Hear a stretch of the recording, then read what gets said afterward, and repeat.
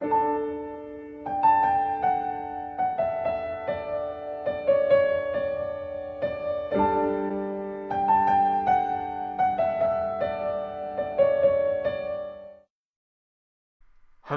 boils and ghouls, and spirits in between.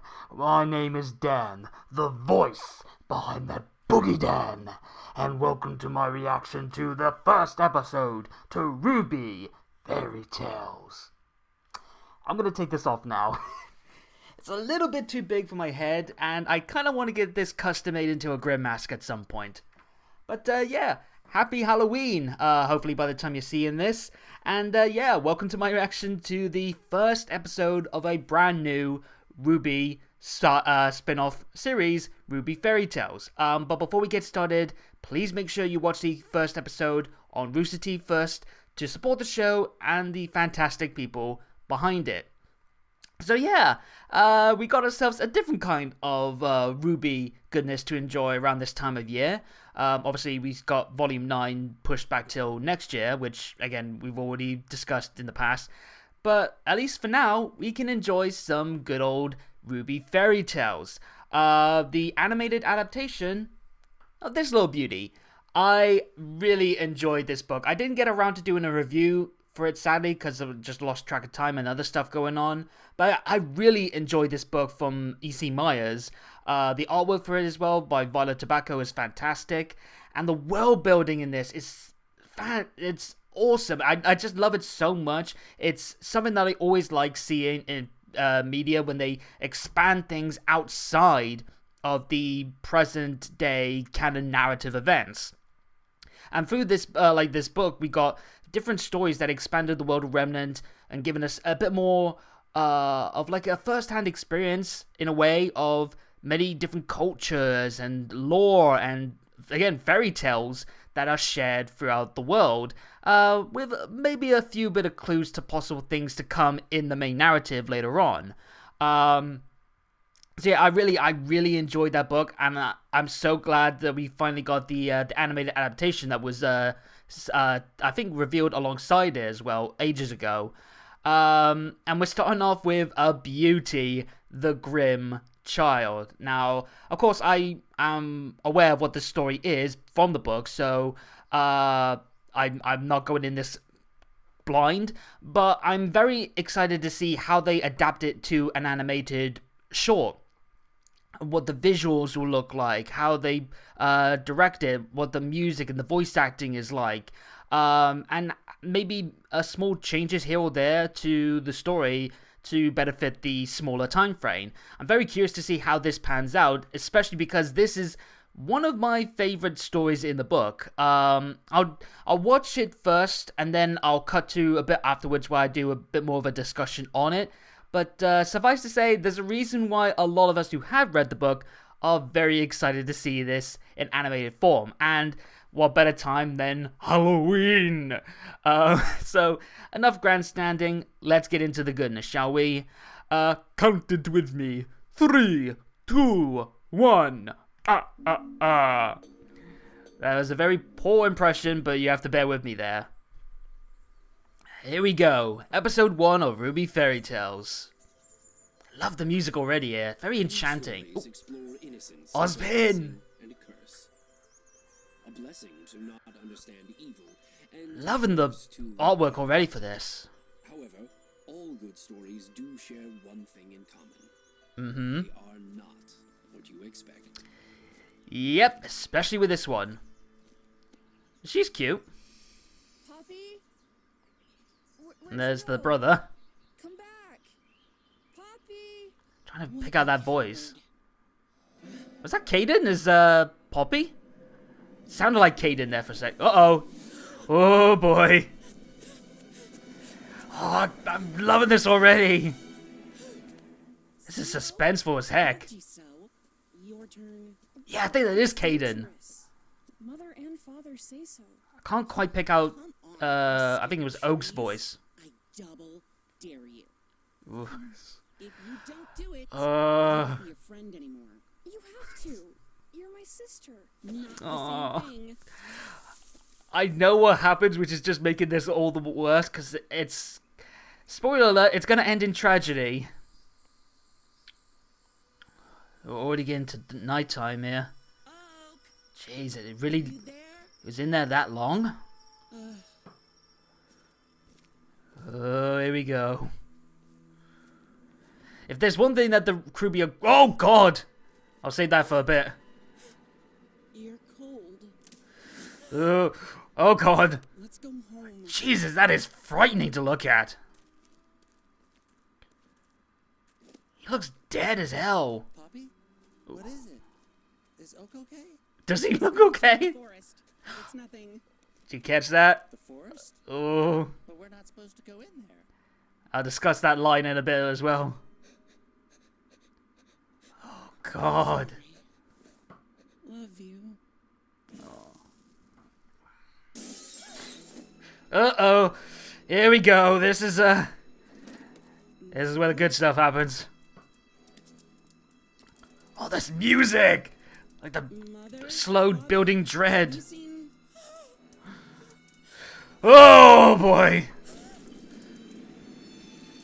Oh, like I was trying to say earlier, if there's one thing that the RWBY are really good at, it's horror. And they're really killing it already with this. God, the shading on the bodies. That's a fantastic touch. Oh, boy. I'm sorry. It's more painful with the voice acting and actually seeing a face to the characters. Are we going to see what it looks like? Because we didn't get a shot of what it is in the book. I love the shading on the bodies. It gives just enough detail to really make you feel the chill and the unsettlingness that Poppy's feeling. Oh, God, it's so... Look at that face! Okay, and speaking of faces... God, Jesus, RWBY, you're killing it with the horror here. Oh. Oh, wow. Sorry for the lighting, by the way. It's a bit rough here. See if I can fix that quickly. Gotta go. Gotta go. Gotta go. Oh. Why not me? About that.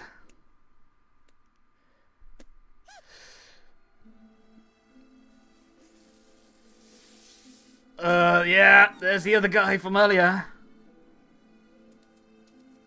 Oh, wow! Just a quick change there.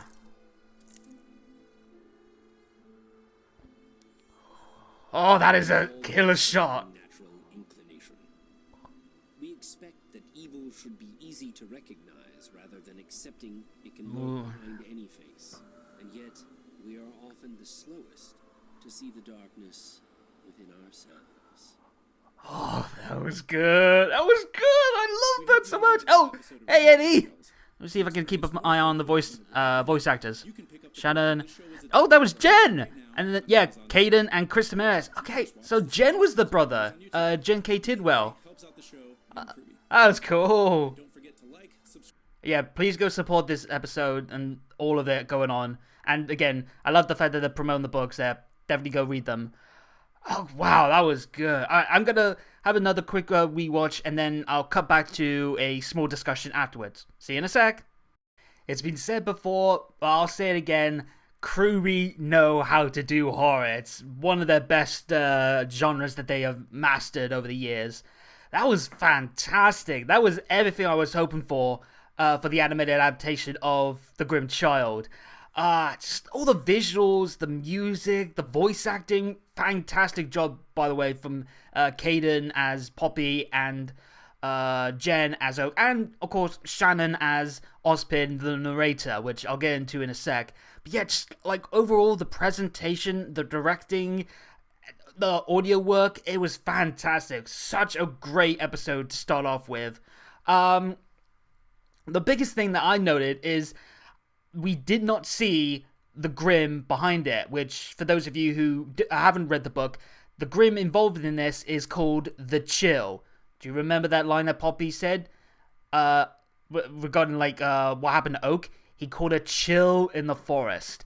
That, in terms of the story's background, is where many believe the Chill name came from. But we never see the Chill. We've never seen an image of it in the book, and thankfully we didn't see it in here. And I think that is perfect because, like Ospen was saying at the end, we have this feeling that we should be able to easily tell evil when it's right in front of us or when we see it.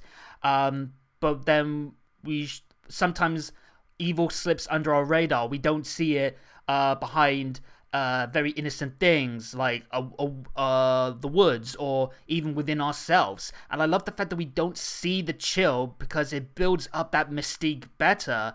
And obviously just ramps up the tension and like not knowing what it is you're trying to look for before it gets you. And of course the Chill, the whole thing where you feel like a cold sense of the self when you find a dead body, that is frightening as well. And one other thing that I like in this story that I'm glad that they interpreted here, but didn't really like make a big case about, with the dead bodies, we see they have white skin and the red veins that are similar to Salem.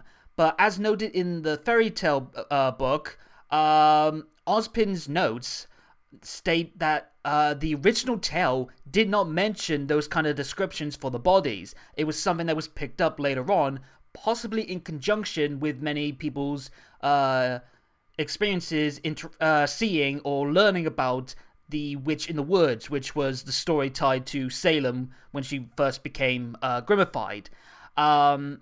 And the reason why Ozpin included that in the book, in universe, is because I'm just trying to remember. I think it was mostly just like he wanted to. God, I'm trying to remember.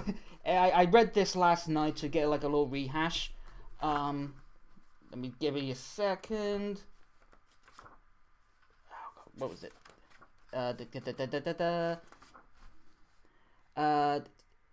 Which bears, purists may resist my decision not to separate the traditional tales, but this is a case in which the popular version is so familiar and beloved that it has become almost canon. It also fits with our mutual inclination to expect and hope that evil will be easy to recognize. So, it was basically like the same explanation Osmond had at the end there, that about our hopes for finding evil easy to spot.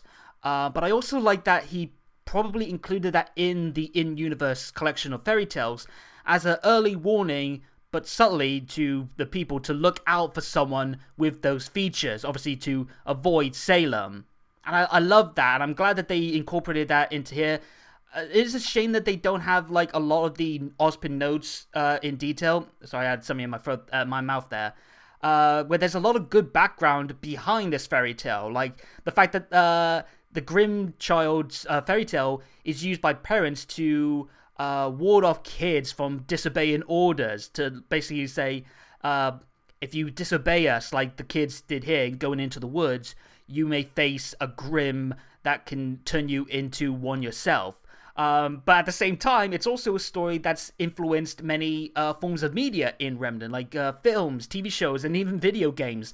And even a game like Our Wink Murder, where you have to find the kid that is the chill before everyone is killed. I love that kind of extra little flavoring to this story, and I do kind of wish we had that in this. But I can understand why maybe they leave it out to better make it easier for the fact that this is a very short animation, and to leave stuff for those who want to read the books afterwards. We're not getting all the stories from the books, by the way. We're only getting half of them. So I think that they are kind of like somewhat promoting the book so you can read up on everything else and get the full scope of the fairy tales.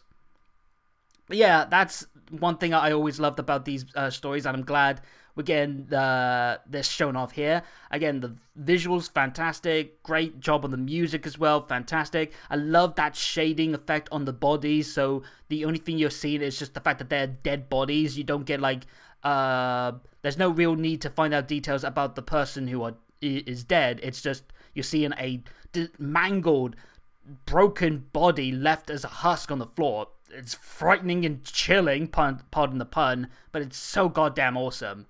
So yeah, fantastic job with this first episode. I cannot wait for the rest of them. I think the next one is The Hunter's Children, which was shown off at RTX. So that'll be good to rewatch that and share my full thoughts on that.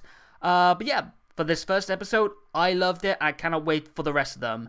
But let me know what you guys thought about this episode in the comments down below. And while you're at it, hit the subscribe and bell buttons and tick the notification box to make sure you get every new video from me as they drop. And follow me on Twitter at ThatKaitoDan for more on anything to do with RWBY, updates on the channel, and more. But until next time, have a good day or good night, and happy Halloween. Peace out.